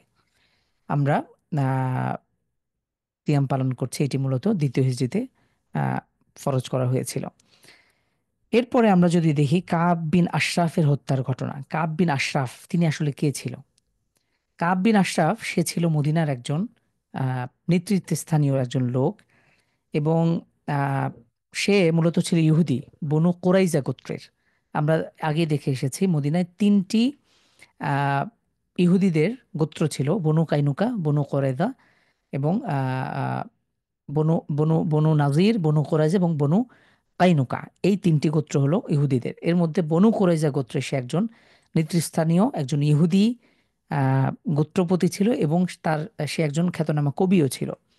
সে রসুল সাল্লাহ ইসলামের নামে নানা রকম কটূক্তি করে সে মুসলিমদের বিপক্ষে খেপে খেপিয়ে তুলতো। এবং এই আমরা যদি দেখি, সে সুদূর মক্কা পর্যন্ত গিয়েছে। সেখানে গিয়ে তারা আবু জেহেল, বড় বড় যে কুফফার যারা গোত্র লিডার রয়েছে, তাদেরকে মুসলিমদের বিপক্ষে, যে রসুলের বিপক্ষে সে বারবার প্ররোচিত করার চেষ্টা করেছে। এই যখন অবস্থা, তখন রসুল সাল্লাল্লাহু আলাইহি ওয়াসাল্লাম একদিন এক বৈঠকে এসে বললেন, মান লি কাব ইবনে আশরাফ, যে কে আছো তোমাদের মধ্যে কাব বিন আশরাফের ব্যাপারে তোমরা ফয়সালা করবে। ফাইন্নাহু কদ আযাল্লাহ ওয়া রাসূলা, রাসূল সাল্লাল্লাহু আলাইহি ওয়াসাল্লাম বললেন যে সে আল্লাহ এবং তার রাসূলকে কষ্ট দিয়েছে। কারণ কি? কারণ সে তার কবিতার মাধ্যমে, সে তার তার সব রকম চক্রান্ত সে দ্বীনের বিরুদ্ধে, ইসলামের বিরুদ্ধে করত। রাসূল সাল্লাল্লাহু আলাইহি ওয়াসাল্লাম এই ব্যবহারে একদম অতিষ্ঠ হয়ে অবশেষে সে সাহাবীদের বৈঠকে এসে বলতে বাধ্য হলো যে তোমাদের মধ্যে কে আছো যে কাব বিন আশরাফের ব্যাপারে ফয়সালা করবে। এই ঘটনা দেখে মুহাম্মদ ইবনু মাসলামা রাদিয়াল্লাহু আনহু, তিনি একজন সাহাবী, বিখ্যাত সাহাবী, তিনি তিনি দাঁড়িয়ে বললেন যে ইয়া রাসূলুল্লাহ আতুহিব্বু আন আকতুলাহু, আপনি কি পছন্দ করেন, আপনি কি চাচ্ছেন যে আমি তাকে হত্যা করি? রাসূল সাল্লাল্লাহু আলাইহি ওয়াসাল্লাম শুধু বললেন নাআম, হ্যাঁ। তো দেখুন, আমরা রাসূল সাল্লাল্লাহু আলাইহি ওয়াসাল্লামের পুরো জীবনীকে আমাদের সামনে রাখতে হবে প্রিয় দিনী ভাই বোন। আমরা যদি রিয়েল ইসলামকে বুঝতে চাই, ইসলামের স্বরূপকে আপনি বুঝতে চান, তাহলে অবশ্যই আপনাকে আল্লাহ রসুলের সিরা, তার পুরো জীবনীকে সামনে রাখতে হবে। কেন? এখন দেখুন, আমাদের সমাজে এমন হয় যে আমরা যখন মাজলুম হই, অন্যের জুলুমের শিকার হই, তখন আমরা শুধু আমরা এই কথা বলি যে এই কষ্ট সহ্য করে যাও, জুলুম সহ্য করে যাও। মাক্কার জীবনীতে আল্লাহ রসুল কত কষ্ট করেছেন দিনের জন্য। আল্লাহ রসুল সাল্লাল্লাহু আলাইহি ওয়াসাল্লাম যেভাবে কষ্ট করেছেন, একইভাবে আল্লাহ রসুল সাল্লাল্লাহু আলাইহি ওয়াসাল্লাম এভাবে জুলুমকে প্রতিহত করেছেন, জুলুমের বিপক্ষে তিনি সমুচিত জবাব তিনি দিয়েছেন। এই ঘটনা আমরা যদি লক্ষ্য করি, তো রাসূল সাল্লাল্লাহু আলাইহি ওয়াসাল্লাম এই মুহাম্মদ ইবনু মাসলামা রাদিয়াল্লাহু আনহু তিনি দাঁড়িয়ে বললেন যে ইয়া রাসূলুল্লাহ, আপনি কি চাচ্ছেন আমি তাকে হত্যা করি? রাসূল সাল্লাল্লাহু আলাইহি ওয়াসাল্লাম বললেন হ্যাঁ। তখন এই সাহাবীর সাথে আরো কিছু সাহাবী, যেমন আমরা এখানে দেখি আবু নাইলা। আবু নাইলা হলো এই এই কুলাঙ্গার কবি কাব ইবনু আশরাফ তার দুধ ভাই, তার হলো সৎ ভাই এই আবু নাইলা। মোটামুটি ৪-৫ জন একটা টিম, সাহাবীদের মধ্যে একটা টিম দাঁড়িয়ে গেল। তারা এই কাব বিন আশরাফকে হত্যার জন্য তারা প্রস্তুতি নিল। তো রাসূল সাল্লাল্লাহু আলাইহি ওয়াসাল্লামের কাছে তারা একটা অনুমতি চাইল, ইয়া রাসূলুল্লাহ, আপনি আমাদেরকে অনুমতি দিন যে আমরা যেন আন আকুল আলা শাইআন, আমরা তাকে আপনার ব্যাপারে কিছু বলবো। অর্থাৎ কাব ইবনু আশরাফের ঘনিষ্ঠ হওয়ার জন্য সে কিছু বলতে চাচ্ছে। তখন রাসূল সাল্লাল্লাহু আলাইহি ওয়াসাল্লাম এটার অনুমতি দিলেন এবং সেই মুহাম্মদ ইবনু মাসলামা তিনি আবু নাইলা সহ এই কাব ইবনু আশরাফ, এটি মদিনা থেকে, আপনারা যদি মদিনায় আসেন আপনারা দেখবেন এই কাব ইবনু আশরাফের দুর্গ এখনো রয়েছে, এখনো অক্ষত অবস্থায় রয়েছে মদিনার মধ্যে। আপনারা যদি পুরনো কোনো কিছু, আল্লাহ রসুলের যুগের যদি কোনো কিছু দেখতে চান, সেই বিল্ডিং মানে ধ্বংসাবশেষ, তাহলে মদিনায় আসলে আপনারা কাব ইবনু আশরাফের সেই দুর্গে যাবেন, এখনো এটা অক্ষত আছে আলহামদুলিল্লাহ। তো কাব ইবনু আশরাফ সে আসলো, আসার পরে তার সাথে আরো তো ছিল, এবং সে এই কাব ইবনু মুহাম্মদ ইবনু মাসলামা রাদিয়াল্লাহু আনহু কাব ইবনু আশরাফের কাছে এসে বলল যে দেখো, আমরা আমরা তো নবী মুহাম্মদের অনুসরণ করি, তো সে আমাদের থেকে শুধু এটা সেটা চাঁদা নেয়, এটা সেটা দান সাদাকা নেয়। তো আমরা তো আসলে শেষ হয়ে যাচ্ছি, আমরা অতিষ্ঠ হয়ে যাচ্ছি। তো কাব ইবনু আশরাফ সে খুশি হয়ে বলছে, দেখো আগেই বলছিলাম এসব কথা, এটা সামনে আরো তোমাদেরকে ভোগাবে। তো এসব কথা যখন বলতেছে, মানে কাব ইবনু আশরাফের কাছে এসে মুহাম্মদ ইবনু মাসলামা যখন আল্লাহ রসুলের বিপক্ষে কিছু বানিয়ে বানিয়ে যখন কথাগুলো বলছিল, তখন সে ভাবলো যে এই তো আমরা বাগে পেয়েছি।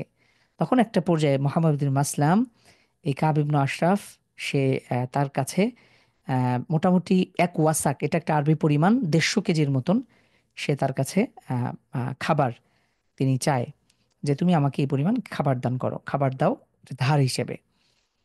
তো কাব ইবনু আশরাফ সে তো আসলে সে পুঁজিপতি, তার কাছে অনেক অর্থ সম্পদ ছিল, সে সুদের ব্যবসা করত, মানুষ কিভাবে সে বন্ধক রেখে বিভিন্ন জিনিসপত্র দিত। তো সে বলল তুমি আমাকে কিছু বন্ধক রাখো। তখন এই মোহাম্মদ ইবনু মাসলামা তিনি বলেন যে আপনি কি বন্ধক চান? তো সে বলতেছে তুমি তোমাদের নারীকে, তোমার কন্যা এবং তোমার স্ত্রীকে বন্ধক রাখো। তো তারা আসলে এই আরব যুগে তাদের এই ভোগ বিলাসের অন্যতম মাধ্যম ছিল এগুলো।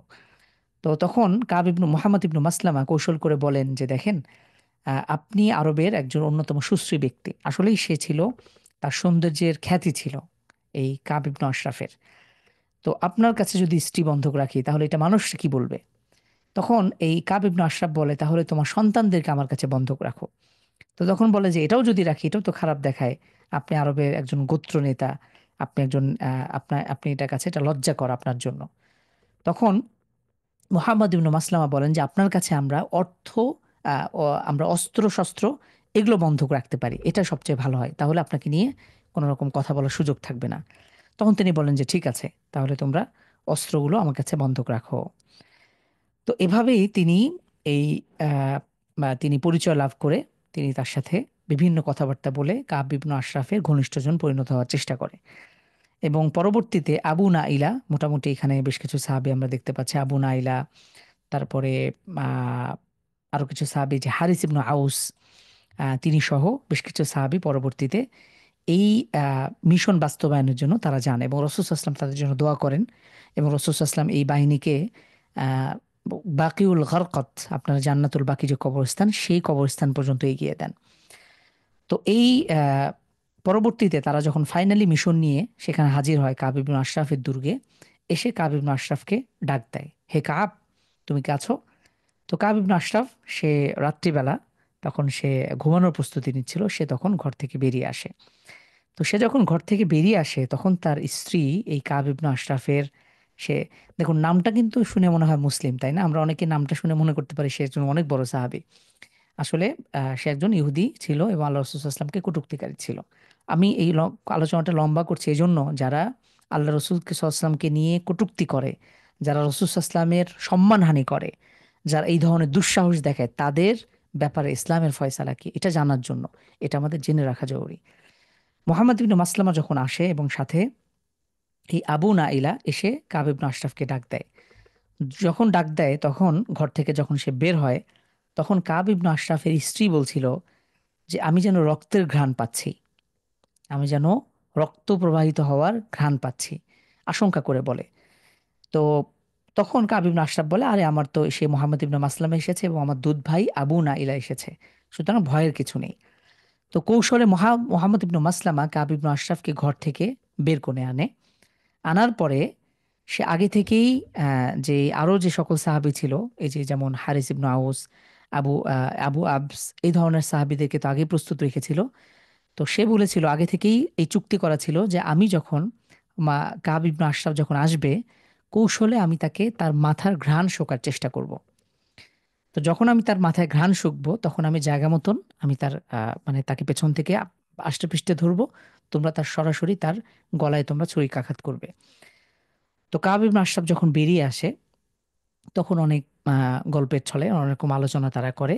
একটা পর্যায়ে মোহাম্মদ ইবনু মাসলামা বলে যে আপনার মাথা থেকে বা আপনার শরীর থেকে, আমরা চুল থেকে সুন্দর ঘ্রাণ পাচ্ছি, তো আমি এই ঘ্রাণটা শুঁকতে চাই। তখন এই কাব ইবনু আশরাফ সে অনুমতি দেয় যে হ্যাঁ শুঁকতে পারো। যখন মোহাম্মদ ইবনু মাসলামা রাদিয়াল্লাহু আনহু তিনি এই ঘ্রাণ শোকার অজুহাতে সে যখন মাথার তার শরীরটাকে মাথার কাছে নেন, তখন তাকে খুব শক্তভাবে সে আঁকড়ে ধরে এবং সে সময় তাকে তরবারি দিয়ে আঘাত করে তাকে হত্যা করা হয়। তো এই ছিল কাব ইবনে আশরাফকে হত্যার ঘটনা। কেন? সে আল্লাহ রসুল সাল্লাল্লাহু আলাইহি ওয়াসাল্লামকে নিয়ে মিথ্যা কবিতা রচনা করে, কটূক্তি করে ইসলামের বিপক্ষে সে ষড়যন্ত্র করত। ইসলামের বিপক্ষে সে কুফফারদেরকে, কুরাইশদেরকে সে খেপিয়ে তোলার চেষ্টা করত। প্রিয় দিনী ভাই বোন, ইসলামে বিধান হচ্ছে আল্লাহ রসুলকে নিয়ে যদি কেউ কটূক্তি করে তাহলে তার তার তওবাও কবুল হবে না। সে যদি আল্লাহ রসুল সাল্লাল্লাহু আলাইহি ওয়াসাল্লামকে নিয়ে কোনো কারণে কটূক্তি করে এবং পরবর্তীতে সে তাওবা করে, তো তাকে তাওবাও গ্রহণ করা হবে না। ঠিক এমনই ঘটনা ঘটেছিল মক্কা যখন বিজয় হয়। আমরা ইনশাআল্লাহ মক্কা বিজয় ঘটনাতে দেখব। তো এই বিধানটা আপনাদের জেনে থাকা দরকার। আপনারা এমনকি যদি কেউ এই ইসলাম এই ইকে যদি এই যারা ইসলাম যারা আল্লাহ রসুল সাল্লাল্লাহু আলাইহি ওয়াসাল্লামকে কটূক্তিকারী হবে তাকে যদি কেউ নিজ দায়িত্ব হত্যা করে, তাহলে সেই মুসলিমের উপরেও হত্যার বিনিময়ে হত্যা বা কিসাস কায়েম হবে না। এটা ইসলামের বিধান। আপনারা দেখেছেন একদম বিগত ২০১৩ সাল থেকে নিয়ে তার আগে দীর্ঘ একটা সময় পর্যন্ত, এবং এখনো অনেকে দেশের বাইরে গিয়ে বা বিভিন্ন ব্লগার, নাস্তিকরা, তারা আল্লাহ রসুল সাল্লাল্লাহু আলাইহি ওয়াসাল্লামকে নিয়ে প্রতিনিয়ত ইসলামকে নিয়ে কটূক্তি করার দুঃসাহস তারা দেখায়। এরকম আছে। যদি খেলাফা থাকতো, যদি ইসলামী শরিয়া, যদি রুলস এটা বাস্তবায়ন থাকতো, তাহলে এই সমস্ত কুলাঙ্গারদেরকে ধরে ধরে এই হত্যার বিধান কার্যকর করা হতো।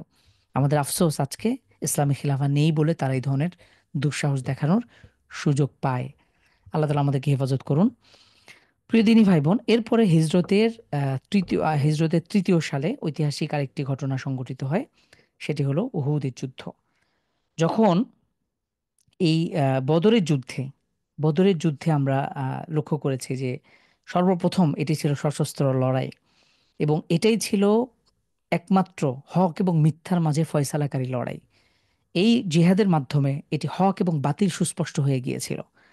আহ, যুগে যুগে আসলে এভাবেই যারা ন্যায়ের পথে, হকের পথে থাকবে, আল্লাহ সুবহানাহু ওয়া তাআলা তাদেরকে বিজয় দান করবেনই। আলহামদুলিল্লাহ, আমরা শুকরিয়া আদায় করি যে আমাদের এই সকল ছাত্র জনতা ভাইদের, তাদের যে ত্যাগ এবং সংগ্রাম, ২,০০০ বাংলাদেশের কথাও যদি আপনি চিন্তা করেন, এই ফ্যাসিস্ট বা এই হাসিনার শাসনামলকে এটাকে এর জন্য ২,০০০ আমাদের ছাত্র ভাইদের, তাদের অসংখ্য প্রায় ১০০ আলেম ওলামা, মাদ্রাসার ছাত্রদের, আপনারা আমি যখন হাটাজারিতে ১৭ জন মোদিকে কেন্দ্র করে একবার হত্যার ঘটনা ঘটে, ১৭ জনকে হত্যা করা হয়, সে সময় আমি সশরীরে হাটাজারিতে ছিলাম। চোখের সামনে লাশ নিয়ে যাওয়া হয়েছে, সেই দৃশ্য আমরা দেখেছি। এর আগে হেফাজতে ২০১৩ সালে শাপলা চত্বরের ঘটনা, আলেম ওলামাদের ম্যাক্সিমাম সেখানে আলেম ওলামা ছিল, বাংলাদেশের বড় একটা শ্রেণী, ধার্মিক শ্রেণী সেখানে অংশগ্রহণ করেছিল এই সমস্ত এই কুলাঙ্গার নাস্তিকদের বিপক্ষে। সে সময় সুস্পষ্টভাবে দুইটি দল তৈরি হয়েছিল। একদল শাহবাগে, যারা সুস্পষ্টভাবে বা প্রত্যক্ষ বা পরোক্ষভাবে তারা ইসলামের অপোজিটে, যারা এদের পক্ষে তারা অবলম্বন করেছিল। এবং সে সময় ব্লগার রাজীব হত্যার আপনার ঘটনা দেখেছিলেন। সে সময় এই ধরনের ঘটনাগুলোকে ঘটেছে। শেখ হাসিনা নিজে তাকে শহীদের মর্যাদা দিয়েছিল। একজন সুস্পষ্ট ইসলাম বিদ্বেষী ব্যক্তিকে তাকে কিভাবে শহীদের মর্যাদা দেওয়া হয়। অন্যদিকে এই শাপলা চত্বরে অসংখ্য, সেখানে আমিও ছিলাম 5ই মে রাত্রিতে শাপলা চত্বরে, তখন তো আমরা একদম ছোট। সেখানে আমরা বগুড়া থেকে ছুটে গিয়েছি। সেখানে গিয়ে ক্ষণে ক্ষণে আলেম ওলামাদের উপরে আমাদের চোখের সামনে আহত নিহত ভাইদেরকে নিয়ে যাওয়া হচ্ছিল। আর শেখ হাসিনা সেখানে বলেছিল যে আলেম ওলামারা নাকি শরীরে রং মেখে শুয়েছিল। আল্লাহ ইয়াদুবিল, আল্লাহ লানত হোক, অবতীর্ণ হোক তাদের উপরে। তো এই শ্রেণী আপনি দেখবেন যুগে যুগে হক এবং বাতিল, আল্লাহ সুবহানাহু ওয়া তাআলা শেষ পর্যন্ত অবশ্যই হকপন্থী যারা, তাদেরকে এই এই দান করবেন, বিজয় দান করবেন। এই জন্য বদরের যে শিক্ষা, এটা আপনারা আরো বেশি স্টাডি করবেন প্রিয় দিনী ভাই বোন। এটা যুগে যুগে আমাদের জন্য উৎসাহের কেন্দ্রবিন্দু। এটা ইয়াউমুল ফুরকান বলা হয়েছে, সত্য মিথ্যার পার্থক্যকারীর, ফয়সালাকারীর দিন বলা হয়েছে। এবং আল্লাহ সুবহানাহু ওয়া তাআলা নিজে, আল্লাহ তাআলা ইরশাদ, ওয়ালাকাদ নাসারাকুমুল্লাহু বিবাদরিন, তোমরা স্মরণ করো যেদিন আল্লাহ তাআলা তোমাদেরকে সাহায্য করেছিলেন। তো এই বদরের যুদ্ধ যখন এখানে মুসলিম কুফফারদের শোচনীয় পরাজয় ঘটে, মাত্র 313 জন সাহাবীদের কাছে 1000 কুফফাররা, তারা একদম তারা তারা একদম অর্গানাইজড, তারা যখন এভাবে তারা পরাজয় বরণ করে, এই তারা এই পরাজয়ের ঘানি তারা সহ্য করতে পারছিল না। এবং সেখানে তো 70 জন নিহতই হয়, এবং বড় বড় দাগি দাগি বড় বড় আসামিরা, কুফফাররা সেখানে শহীদ হতে থাকে। অন্যদিকে মুসলিমদের তো গুটি কয়েক, এবং 70 জন সেখানে বন্দীও হন। পরবর্তীতে এই প্রতিশোধ নেয়ার জন্য তারা আরো বেশি সুসংগঠিত হওয়ার চেষ্টা করে। তারা চেষ্টা করে সেই বদরের প্রতিশোধ তারা কিভাবে নেবে। ঠিক এ কারণেই এই 1 বছর পরেই ঐতিহাসিক ওহুদের যুদ্ধ সংঘটিত হয়। তো ওহুদের ঘটনা, এটিও আমাদের জন্য বেশ অনুপ্রেরণার। আমরা ওহুদের ঘটনা দিয়ে আজকের দাসটি শেষ করতে চাই ইনশাআল্লাহ। আজকে আরো একটু প্ল্যানিং ছিল, আমরা খন্দকের যুদ্ধ পর্যন্ত যাব, তো মনে হয় সুযোগ নেই। তো যখন আল্লাহ রাসূল সাল্লাল্লাহু আলাইহি ওয়াসাল্লাম সংবাদ পেলেন যে কুফফাররা তারা সংগঠিত হয়েছে, তারা তারা এই মুসলিমদের বিপক্ষে তারা একত্রিত হওয়ার চেষ্টা করছে, সেখানে প্রায় 3000 এই কুফফার আবু সুফিয়ানের নেতৃত্বে, তখন আবু সুফিয়ান মুসলিম হন নাই, আবু সুফিয়ান মুসলিম হয়েছেন একদম মক্কা বিজয়ের সময়। তো আবু সুফিয়ান ছিলেন, পরবর্তীতে তিনি বিখ্যাত সাহাবী, তার মাধ্যমে ইসলামের ব্যাপক কাজ হয়েছে, কিন্তু সে সময় তিনি একজন দাগী কাফের ছিলেন। তো আবু সুফিয়ান, তিনি তার নেতৃত্বে, তিনি মক্কার একজন গোত্রস্থানীয় ব্যক্তি, এবং তার তার লিডারশিপ স্কিল, তিনি একজন সম্মানিত ব্যক্তি। তিনি এই বদরের যুদ্ধের ঘানি সহ্য করতে না পেরে তিনি সবাইকে সুসংগঠিত করেন। প্রায় 3000 সুসজ্জিত বাহিনী তিনি রেডি করেন। তারা সুদূর মক্কা থেকে কোথায় চলে আসেন? মদিনাতে আসেন। এসে আমরা যদি লক্ষ্য করি, মদিনার ঠিক 3 কিলোমিটার উত্তরে, আপনারা আসলে ইনশাল্লাহ অবশ্যই দেখবেন, হেঁটেও অনেক সময় যাওয়া যায়, আপনার গাড়ি নিয়ে অনেক সময় যাবেন, 3 কিলোমিটার উত্তরে এইখানে শিবির স্থাপন করা হয়। রাসূল সাল্লাল্লাহু আলাইহি ওয়াসাল্লাম চাচ্ছিলেন যে মদিনায় তারা থাকবেন, এবং কুফফাররা সরাসরি মদিনায় এসে হামলা করবে। এটা কারণ কি? রাসূল সাল্লাল্লাহু আলাইহি ওয়াসাল্লাম এটা জানেন যে একটা বাক্য প্রচলিত আছে যে একজন ঘরের মালিক সেই জানে যে ঘরে কি আছে। অর্থাৎ একজন বাড়ির মালিক সে তার নিজের ঘর সম্পর্কে বেশি অবগত। তো রাসূল সাল্লাল্লাহু আলাইহি ওয়াসাল্লাম চাচ্ছিলেন যে তারা মদিনার ভেতর থেকেই যুদ্ধ করবেন, এবং কুফফাররা যখন সেখানে আসবে তাদের জন্য এটা অপরিচিত, তারা হয়তো এখানে ব্যর্থ হবে। কিন্তু যে সকল সাহাবীরা বদরের যুদ্ধে অংশগ্রহণ করতে পারেনি, তারা আল্লাহ রাসূল সাল্লাল্লাহু আলাইহি ওয়াসাল্লামকে পরামর্শ দিলেন, ইয়া রাসূলুল্লাহ, আমরা মদিনার বাইরে গিয়ে যুদ্ধ করতে চাই। তারা জিহাদের যে ফজিলত, তারা এটাকে গ্রহণ করতে চাচ্ছিলেন। তো পরবর্তীতে রাসূল সাল্লাল্লাহু আলাইহি ওয়াসাল্লাম এই সকল সাহাবীদেরকে নিয়ে, 1000 জন প্রায় সাহাবী, তাদেরকে নিয়ে তিনি এই উহুদের প্রান্তরে হাজির হন।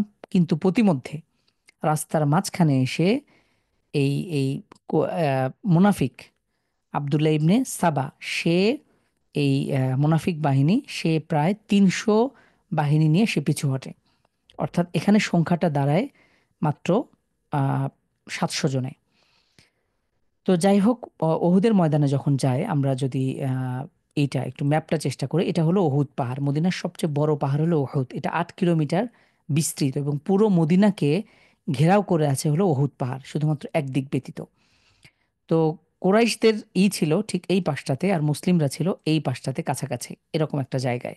আপনারা যদি কখনো আসেন দেখবেন সেখানে এই মাকবারা, উহুদের যুদ্ধে যারা শহীদ হয়েছিল তাদের যে কবরটা, তাদের এখানে হলো কবর।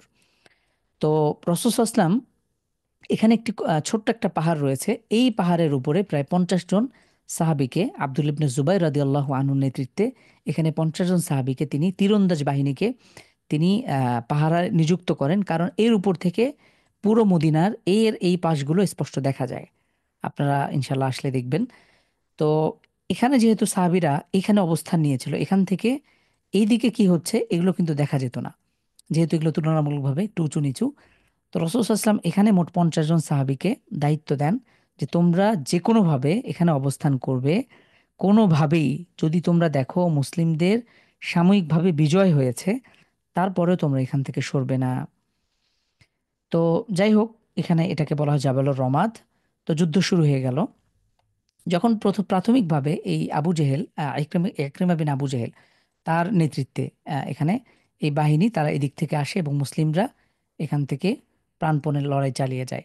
এবং প্রাথমিকভাবে এখানে কুফাররা তারা পিছু হটে এবং প্রাথমিকভাবে বলা যায় যে মুসলিমদের বিজয় সংঘটিত হয়েছিল। যখন মুসলিমরা স্বাভাবিকভাবে ময়দান ফাঁকা হয়ে গেল এবং এখান থেকে কুরাইশ বাহিনী তারা পিছু হটে চলে গেল, মোটামুটি ময়দানটা ফাঁকা, তখন এই ময়দানে যারা ছিল তারা গনিমতের মাল সংগ্রহ করতে শুরু করলো। এই দৃশ্য যখন এই উপরে থাকা এই পাহাড়ের উপরে থাকা 50 জন সাহাবীর নেতৃত্বে, আব্দুল্লাহ ইবনে জুবাইর রাদিয়াল্লাহু আনহুর নেতৃত্বে এই তীরন্দাজ বাহিনী, তারা যখন দেখছিল যে সাময়িকভাবে বিজয় সংঘটিত হয়েছে, তখন তারা অনেকেই এই নিচে এসে গনিমতের মালগুলো সংগ্রহ করতে শুরু করেছিল। যদিও রাসূল সাল্লাল্লাহু আলাইহি ওয়াসাল্লাম আগেই ঘোষণা করেছিল যে হে সাহাবীরা, যদিও ইন রাআইতুমুনা তাখতাফুনাত তায়র, যদি তোমরা দেখো যে আমাদের মৃত লাশে কোনো পাখিরা ছোঁ মেরে নিয়ে যাচ্ছে, আমাদেরকে ঠুকরে ঠুকরে খাচ্ছে, তারপরেও যেন তোমরা এখান থেকে এই স্থানটা ছেড়ে যেও না। কিন্তু এখানে সাহাবীদের বোঝার ভুল হতে পারে, অথবা তারা যখন দেখলো যে আসলেই তো বিজয় হয়েছে, সাময়িক বিজয়, এখানে কুফফার আর কেউ নেই এবং মুসলিমরা তারা গনিমতের মাল সংগ্রহ করছে, তখন এখান থেকে এই সাহাবীরা নিচে এসে তারা এই গনিমতের মালগুলো সংগ্রহ করতে শুরু করেছিল। কিছু সংখ্যক সাহাবী বাকি ছিল, 14-15 জনের মতন। এই দৃশ্য যখন খালিদ ইবনে ওয়ালিদ একজন বিখ্যাত সেনাপতি, তিনি তখনও কাফের ছিল, এবং পরবর্তীতে খালিদ ইবনে ওয়ালিদের সেনাপতিত্ব, তার যে বিচক্ষণ যোদ্ধা, এটি আসলে প্রবাদ তুল্য।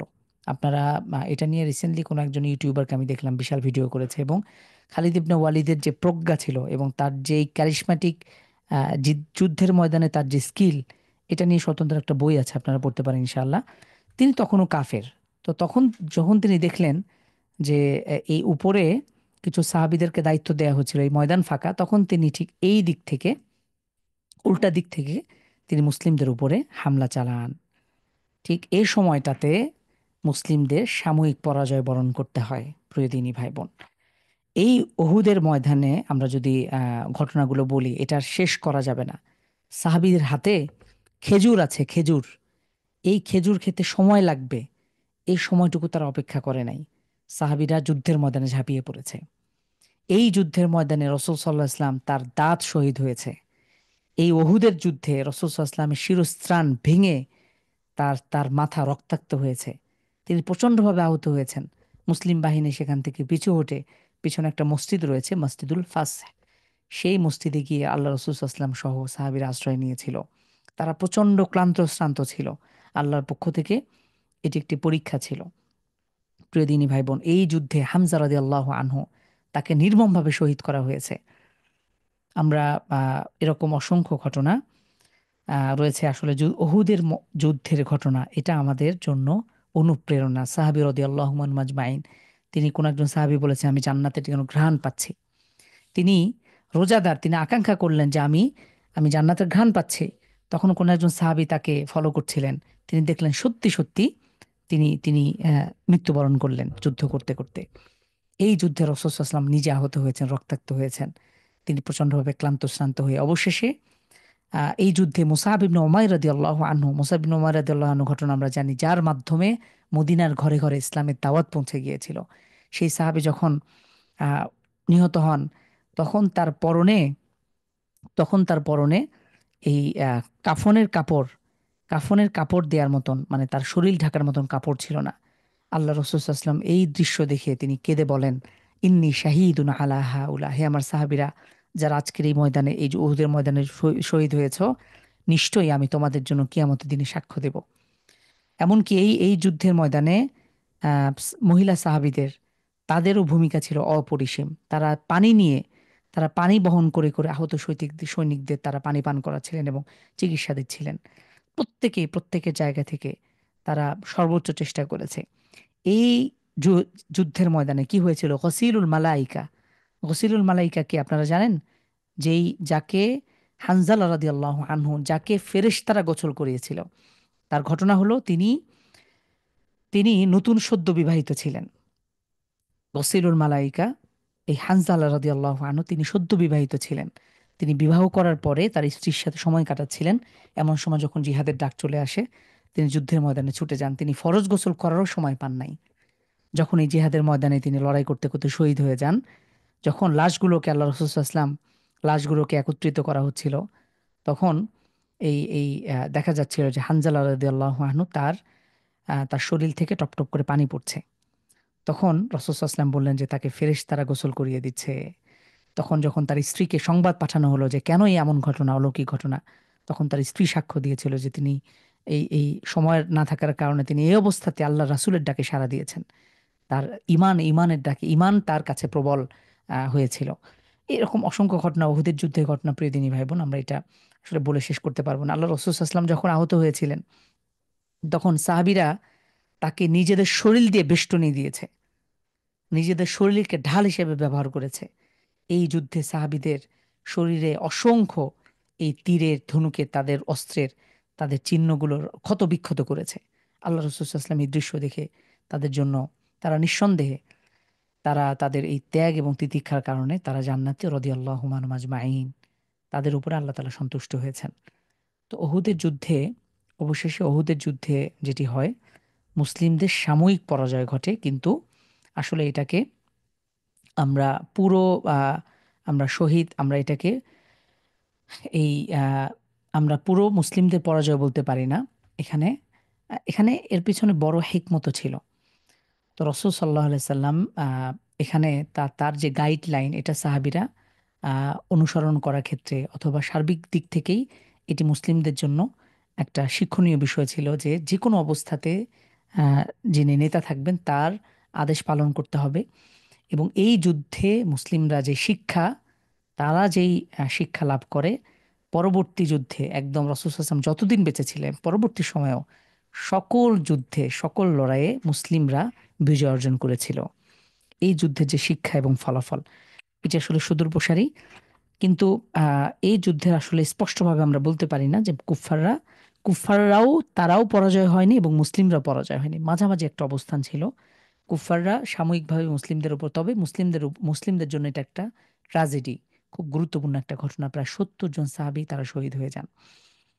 তো এই যুদ্ধে যে মুসলিমরা শিক্ষা অর্জন করেন, এই শিক্ষাকে কাজে লাগিয়ে পরবর্তীতে তারা বিভিন্ন যুদ্ধে, তারা প্রত্যেকটা যুদ্ধেই, সব ক্ষেত্রেই, পরবর্তী যতগুলো যুদ্ধ আছে আমরা দেখব ইনশাআল্লাহ, মুসলিমদের সংখ্যা সবগুলোতেই কম ছিল। বলা যায় 1/3। মুসলিমদের বিপরীতে 3 গুণ পর্যন্ত কাফেরদের সেনাবাহিনী বা সৈন্যবাহিনী ছিল। বরাবরই মুসলিমরাই বিজয় অর্জন করেছে। তো এই ছিল উহুদের যুদ্ধের ঘটনা, আলহামদুলিল্লাহ। উহুদের পরবর্তী সময়ের অবস্থা যদি আমরা লক্ষ্য করি, উম, হ্যাঁ, এটা হলো উহুদের, আপনারা এই ম্যাপটা দেখতে পাচ্ছেন। এটাকে আমরা সুস্পষ্টভাবে জয় বা পরাজয় এটাকে নিশ্চিত করে বলা যায় না।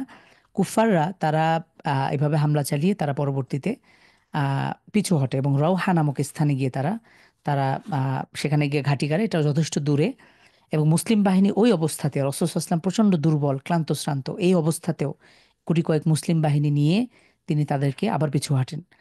তো সেখানে যাবার পথে এই মা'বাদ ইবনু মা'আদ ইবনু মা'বাদ, তিনি গিয়ে আবু সুফিয়ানের কাছে গিয়ে মুসলিমদের বিপরীতে নানা রকম ভয় ভীতি প্রদর্শন করেন যে মুসলিমরা তোমাদের বিপক্ষে আবারও একত্রিত হচ্ছে, তোমাদের উপর হামলা চালাবে।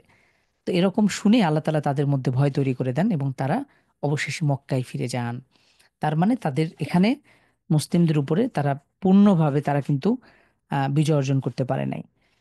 তো আলহামদুলিল্লাহ এই ছিল উহুদ যুদ্ধের ফলাফল। আমরা ইনশাআল্লাহ এই পরবর্তী দার্স থেকে আমরা দেখার চেষ্টা করবো আগামী দার্সে। আচ্ছা, আপনাদের বিশেষ ঘোষণা হলো আগামীকাল এবং আগামী পরশুদিন এই 2 দিনই ক্লাস হবে।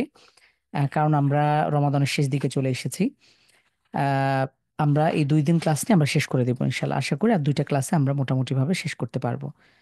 তো আপনারা কোনো বিষয় থাকলে একটু জানাবেন, কোনো সমস্যা আছে কিনা, আমরা যেন এই 2 দিনে আমরা আহ, ক্লাসগুলো শেষ করতে পারি, যে কোনোভাবে শেষ করতে হবে আর কি ইনশাআল্লাহ। আগামীকালকে সেম টাইমে এবং আগামী পরশুদিন এই 2 দিন আমাদের সিরা দার্স চলবে। আর আজকে তো তাজবিদ ক্লাস হলো না, ইনশাআল্লাহ আগামীকালকে হবে। আমাদের আজকে জুমটার প্রবলেম হয়েছে, আমাদের ম্যাচ শেষ হয়ে গিয়েছে। তো আশা করি আজকে ক্লাস বুঝতে পেরেছেন প্রতিদিনই ভাই বোন। আমাদের জুম নিয়ে একটু প্রবলেম হয়েছে, এর জন্য দুঃখিত। আহ, আশা করি মূল মূল বিষয়গুলো তুলে আনার চেষ্টা করেছে, আশা করি বুঝতে পেরেছেন। তো কারো কোনো প্রশ্ন থাকলে আমরা প্রশ্ন নিতে পারি।